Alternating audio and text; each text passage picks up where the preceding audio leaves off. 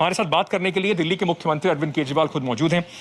नमस्कार। अरविंद जी, सबसे पहले मैं आपसे ये पूछना चाहूंगा कि इस स्कीम के पीछे अरविंद केजरीवाल की मंशा क्या है? क्यों अरविंद केजरीवाल इतने उतावले हैं कि आके कल उन्होंने आरोप लगा दिया केंद्र सरकार पे, मोदी सरकार के ऊपर, कि आप राशन माफिया के साथ खड़े हुए हैं? पहले हमें ये समझना चाहिए कि ये स्कीम क्या है।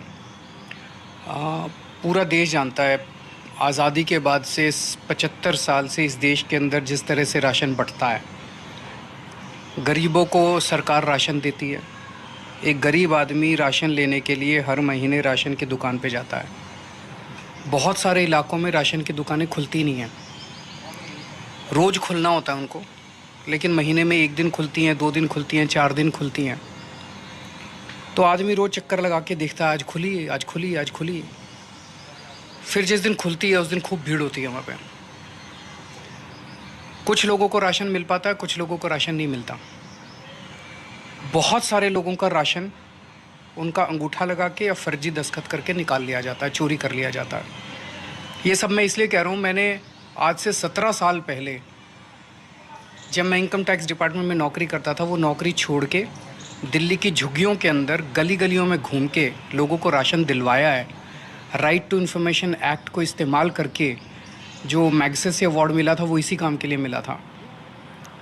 राइट टू इन्फॉर्मेशन का इस्तेमाल करके हमने सारे राशन के रिकॉर्ड्स निकलवाए थे और देखा था कि किस तरह से फर्जीवाड़ा करके राशन लोगों का चोरी किया जाता है।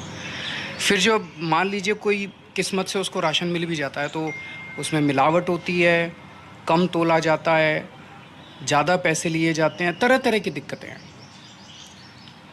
इसका समाधान हम लोगों ने ये निकाला कि अब दिल्ली सरकार इनका राशन पैक करवाएगी। मान लीजिए एक परिवार में 25 किलो गेहूं भेजना है, तो 25 किलो की बोरी में हम साफ़ सुथरा आटा पिसवा के 25 किलो आटा एक बोरी में साफ़ सुथरा, और उसको हम टेस्ट करवाएंगे, लैब में टेस्ट करवाएंगे, अच्छा आटा उसके घर भेज देंगे। तो उसे राशन की दुकान में नहीं जाना, उसको कोई कम नहीं तोलेगा, उसको कोई ज़्यादा पैसे नहीं लेगा, तो वो सारी प्रॉब्लम सॉल्व हो गई। अब उसको मान लीजिए 10 किलो चावल है, हम अच्छे से उसका चावल साफ़ सुथरा करके सफाई करा के एक एजेंसी से और उसके घर में 10 किलो चावल की बोरी पहुंचा देंगे। दिल्ली सरकार का कोई आदमी जाके उसके घर बोरी दे के आएगा। बताइए इसमें क्या दिक्कत हो सकती है? तो जैसे door step delivery of services किया हमने, आज दिल्ली में लोगों को लाइसेंस बनवाना है तो कहीं चक्कर नहीं काटने, राशन कार्ड बनवाएं, कहीं चक्कर, फ़ोन करो आपके घर में राशन कार्ड बनवा के जाएंगे, आपके घर में हम। तो लगभग 100 से ज़्यादा दिल्ली सरकार की सर्विसेज डोर स्टेप पे मिल रही हैं। राशन भी उसी तरह से लोगों को डोर स्टेप में मिलेगा। तो जैसे आप हैं, आपको पिज़्ज़ा चाहिए, आप फ़ोन करके पिज़्ज़ा अपने घर मंगवा सकते हैं, तो राशन एक गरीब आदमी का राशन उसके घर में क्यों नहीं मिलना चाहिए? केंद्र के इस पे, और स्पेशली जो एलजी साहब ने इस पे जो दो अभी हाल में जो 2 कमियां निकाली हैं, उसमें उन्होंने एक कहा है कि आप केंद्र की जो फूड सिक्योरिटी एक्ट के तहत जो उन्होंने प्रोविजंस बनाए हुए हैं उसको आप कैसे चेंज कर सकते हैं। आपको नई स्कीम लेके आनी है, आप अपना खुद प्रोक्योर कीजिए, आप उसको कर लीजिए, क्योंकि उसके अंदर उनको, अगर आप इसके डिलीवरी सिस्टम मैकेनिज्म भी चेंज करेंगे तो उसके लिए वहां पर चेंजेस करने पड़ेंगे। उसको लेकर जो केंद्र ने ऑब्जेक्शन उठाया है उस पर आप खुद अलग से लीजिए, आपको बांटना है आप बांट दीजिए, चलाइए अपनी स्कीम। अंकित, मुझे लगता है ये बहुत ही इर्रेस्पॉन्सिबल स्टेटमेंट है उनका, बहुत ही गैर जिम्मेदाराना स्टेटमेंट है उनका कि एक ही राज्य, वो कह रहे हैं कि हमारी स्कीम मत छेड़िए, जो हमारी व्यवस्था है उसको मत छेड़िए, आपको करना है आप अपनी एक और राशन खरीद लीजिए। और एक ही राज्य के अंदर एक ही मुद्दे पे 2 स्कीम चलेंगी, कभी सुना है? केंद्र सरकार तो हमारी सरकार है, पाकिस्तान की केंद्र सरकार थोड़ी है ये। हम भी एक हैं, वो भी एक हैं। ये राशन किसी की जागीर नहीं है, ये राशन इस देश के लोगों का है, नंबर 1। नंबर 2, एक ही राज्य के अंदर एक ही मुद्दे के ऊपर 2000 करोड़ रुपए केंद्र सरकार खर्च करेगी और 2000 करोड़ रुपए दिल्ली सरकार खर्च करे एक ही योजना पे। क्या तो क्या इनका? कह रहे तुम अपनी स्कीम चला लो, जैसे बच्चे नहीं लड़ते, घर घर बना रहे हैं 2 बच्चे, लड़ाई हो गई, तू अपना घर बना ले, मैं अपना घर बना लूँगा। ऐसे सरकारें चलती हैं। और वो कह रहे हैं कि हमारी स्कीम को मत छेड़ना, हमारी व्यवस्था को मत छेड़ना। अरे अगर उसमें करप्शन हो रहा है तो चलो मिलके बैठ के उस करप्शन को दूर करते हैं ना। आप ये कैसे कह सकते हो कि उसमें करप्शन को मत छेड़ो, तुम अपनी स्कीम बना लो, हम अपना करप्शन करते रहेंगे? ये एक्सेप्टेबल नहीं है इस देश के लोगों को। जो सर्विसेज आप देंगे, आपने कहा कि जो केंद्र सरकार से पीडीएस का जो गेहूं आता है, जो भी कुछ आता है, उसको आप साफ कराएंगे, आटा उसका बनवाएंगे और जनता को देंगे। जाहिर है इसके ऊपर कुछ ना कुछ खर्चा जरूर होगा।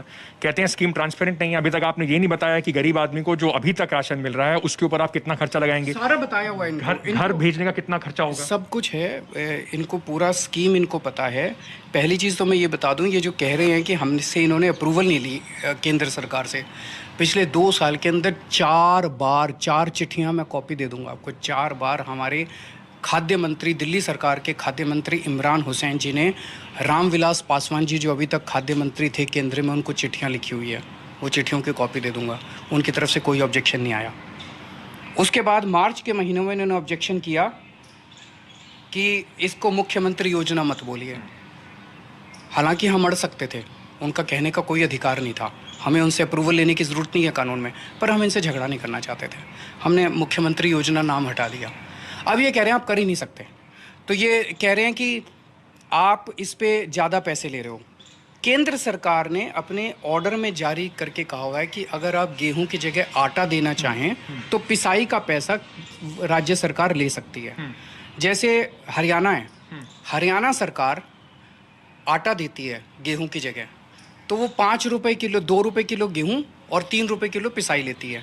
तो 5 रुपए किलो आटा राशन की दुकान में हरियाणा सरकार देती है, हम 4 रुपए में देंगे, हरियाणा से भी कम में देंगे।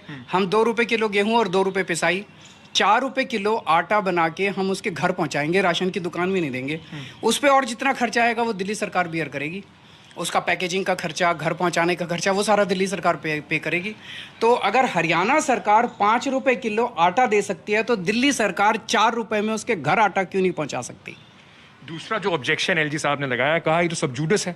हाई कोर्ट के अंदर इस पे जो राशन एसोसिएशन के लोग हैं, जो पीडीएस सिस्टम में जो लोग काम कर रहे हैं, जो जिनकी शॉप्स हैं, ओनर्स हैं, वो गए हुए हैं। वो कह रहे हैं कि बॉस, एक तो उससे कई लोगों की नौकरी चली जाएगी, और दूसरा उन्होंने कहा है कि ये स्कीम फंडामेंटली फ्लॉड है। उन्होंने कहा कि हमारे रोजगार के ऊपर भी खतरा है। अब वो कह रहे हैं कि हाई कोर्ट में अभी मामला लंबित है, आप फिर भी उसके अपनी तरफ से करना चाहते हैं। राशन की दुकान वाले मिलके हाई कोर्ट में इस योजना के खिलाफ गए।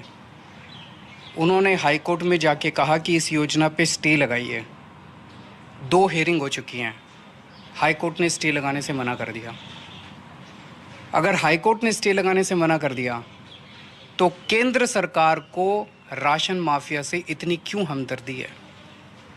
अगर देश के प्रधानमंत्री राशन माफिया के साथ खड़े होंगे तो इस देश के गरीबों के साथ कौन खड़ा होगा फिर? नंबर 1। नंबर 2, उसी पिटीशन में जो राशन वाले गए हैं, उसी पिटीशन में केंद्र सरकार भी पार्टी है। केंद्र सरकार ने हाई कोर्ट में अपना जवाब दाखिल कर दिया है। उस जवाब में हाई कोर्ट के अंदर केंद्र सरकार ने इस योजना पे एक भी ऑब्जेक्शन नहीं किया है। उनको जाके कहना चाहिए था हाई कोर्ट में, ये सारी जो ऑब्जेक्शन ये आपके चैनल पे आके बोलते हैं कि ये तो ज़्यादा चार्ज कर रहे हैं, अपनी स्कीम खुद बना लें, ये तो केंद्र सरकार की ये सारे ऑब्जेक्शन उनको हाई कोर्ट में बोलने चाहिए। केंद्र सरकार ने हमारी स्कीम का समर्थन किया है हाई कोर्ट के अंदर, और बाहर आके हमारी स्कीम कैंसिल कर रहे हैं। तो इसकी नीयत का फर्क है, वो करने नहीं देना चाहते। राजनीति के लिए करना नहीं चाहते, या और केवल राजनीति की वजह से है। उनको ये लगता है केंद्र सरकार को कि आम आदमी पार्टी की सरकार ने अगर इसको दिल्ली में लागू किया तो आम आदमी पार्टी की लोकप्रियता बहुत बढ़ जाएगी। मैं उनको हाथ जोड़ के कहना चाहता हूँ कि मैं छत पे खड़ा होकर बोलूँगा कि मोदी जी ने ये स्कीम करवाई है, सारा क्रेडिट आपका, सारी लोकप्रियता आपकी। अरे करने तो दो, गरीबों के घर तक उनका राशन तो पहुँचे। एक्टिविस्ट ने इसमें 2 खामियां उनको नजर आती हैं। जो वो कह रहे हैं कि एक तो दिल्ली सरकार इसको पब्लिक से इसका ओपिनियन ठीक से नहीं लिया गया। दूसरा वो उनका एक ये कहना है कि मान लीजिए कोई व्यक्ति अभी यहाँ पर रह रहा है, वो अगर ये जगह को छोड़ देता है, पोर्टेबिलिटी की जो बात हो रही है, वो उस जगह से कहीं और चला जाता है, उसको कैसे इस स्कीम का बेनिफिट मिलेगा? नहीं, वो दोनों इसके अंदर है। पहली चीज़ तो 4 साल से चल रही है ये, इन्होंने इतनी बार हमारी रोकने की कोशिश की, इतने चारों तरफ से ओपिनियंस आए, तो वो भी कहना गलत है। दूसरा, जो इसको आधार कार्ड के साथ सीड कर दिया गया है, तो अगर कोई कहीं भी चला जाता है, अब उसका तो आधार कार्ड के साथ सीड कर दिया गया है, तो अगर कोई कहीं भी चला जाता है, अब उसका थंब इम्प्रेशन जो है उसका वो है, उसका आधार कार्ड इज़ लाइक हिज, तो वो कहीं भी जाता है वो वहाँ पे उसका राशन ले सकता है। अरविंद जी, क्या ऐसा कुछ पायलट प्रोजेक्ट या कोई छोटे स्तर पर आपने करके पायलट देखा प्रोजेक्ट करके सक्सेसफुल? देखा, दिल्ली के अंदर करके देखा, बहुत सक्सेसफुल है। मैं आपसे राशन के अलावा मैं एक छोटी सी और पूछना चाहता हूँ। अनलॉक की प्रक्रिया अब दिल्ली में शुरू हो गई है। दिल्ली वाले अब क्या एक्सपेक्ट करें? आप केसेस अभी 400-500 से भी कम केसेस दिल्ली के अंदर पिछले कुछ दिनों से आ रहे हैं, और कितनी जल्दी आप दिल्ली में अनलॉक की प्रक्रिया शुरू करेंगे? क्योंकि इकोनॉमिक इम्पैक्ट भी लोगों के ऊपर बहुत पड़ रहा है, बहुत लोगों की नौकरियां चली गई हैं, लोग बहुत परेशान हैं। मैं बात से सहमत हूँ। दोनों चीज़ों के बीच में जो बैलेंस बनाने की ज़रूरत है, एक तरफ लोगों की ज़िंदगी का सवाल है और एक तरफ लोगों की रोज़गार का सवाल है। अभी तक कोरोना की ये महामारी इतनी ज़्यादा खतरनाक था, ये सेकेंड वेव, तो अब ये धीरे धीरे कम हो रहा है। आज तो पिछले 24 घंटे में, आज शाम को जो बुलेटिन आएगा, 250 से भी कम केस आए हैं दिल्ली के अंदर, तो काफ़ी तेज़ी से केस कम हो रहे हैं। लेकिन हमें डर है, जो एक्सपर्ट्स बार बार बोल रहे हैं थर्ड वेव आएगी, थर्ड वेव आएगी। हम एकदम से अगर सब कुछ खोल दें और एकदम से फिर बढ़ जाए तो दिक्कत हो जाएगी। लेकिन अब तेज़ी से, आपने देखा इस हफ्ते हमने कई चीज़ें खोली हैं, अगले हफ्ते और खोलेंगे। क्योंकि मैं ये सवाल इसलिए पूछ रहा था कि राशन से, जैसे आप बात कर रहे थे, एक कंपैरेटिव स्टडी है कि जो फर्स्ट वेव में जितना आप लोगों ने लोगों को राशन बांटा था जनता की मदद के लिए, चाहे वो माइग्रेंट लेबरर्स हों, चाहे राशन कार्ड होल्डर्स हों या नॉन होल्डर्स हों, उसकी कंपैरिजन में इस बार वो डिस्ट्रीब्यूशन कम हुआ है, लेट हुआ है, वो सारा बटने लग गया है।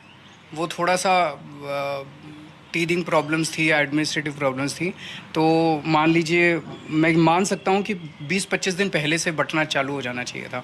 लेकिन अब परसों से बंटना चालू हुआ है दिल्ली के स्कूलों के अंदर, और वॉक इन है, कोई भी बिना किसी चीज़ के कोई भी जाके वहाँ पे राशन ले सकता है जिसको राशन चाहिए। आखिरी सवाल बस एक वैक्सीनेशन में पूछना चाहता हूँ। वैक्सीनेशन की स्थिति दिल्ली में अभी क्या है, और क्या कुछ सुधरने की उम्मीद है? आपने ग्लोबल टेंडर करे, बाकी सारी चीज़ें करी, इस पे सेंटर और आपके बीच में बहुत बैक एंड फोर्थ हुआ, क्या सिचुएशन सुधरने के चांसेस हैं? सेकंड डोज के लिए लोग बहुत परेशान हो रहे हैं।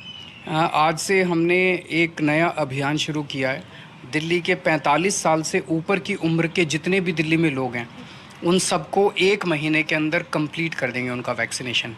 तो आज दिल्ली में हमने जहां वोट वहीं वैक्सीनेशन नाम से पूरा अभियान शुरू किया है कि आप अपने पोलिंग बूथ पे जाइए, जहां आपने वोट डाला था वहां आपका वैक्सीनेशन हो जाएगा। घर घर, जैसे बीएलओ चुनाव के पहले जैसे बीएलओ जाता है ना पर्ची बांटने के लिए सबको वोटिंग की, ऐसे बीएलओ सबके घर में स्लॉट्स देने के लिए जाएंगे अब कल से। आज बीएलओज़ की ट्रेनिंग चल रही है, तो हर हफ्ते 70 वार्ड्स में, कल से 70 वार्ड के अंदर ये चालू हो जाएगा। फिर अगले हफ्ते 70 वार्ड, 272 वार्ड है दिल्ली के अंदर।